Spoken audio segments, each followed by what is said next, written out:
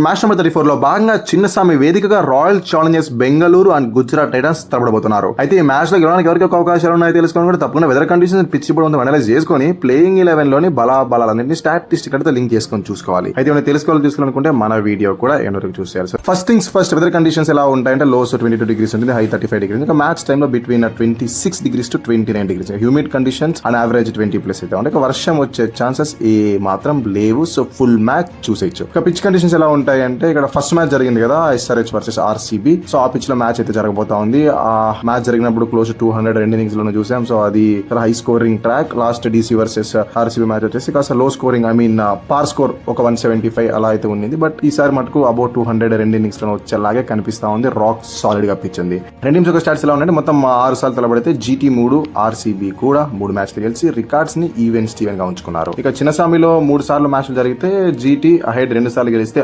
RCB just ఒక్కసారి మాట గెలిచింది. ఇంకా రీసెంట్ ఎన్కౌంటర్ చూసుకున్నట్లయితే RCB 169 పోస్ట్ చేస్తే GT కంఫర్టబుల్ గా 170 రన్స్ ని 17.5 ఓవర్స్ కి చేసి రీసెంట్ ఫామ్ ని వాళ్ళ వైపు ఉంచుకుని కాస్త ఎడ్జ్ సంపాదించేసింది. ఇక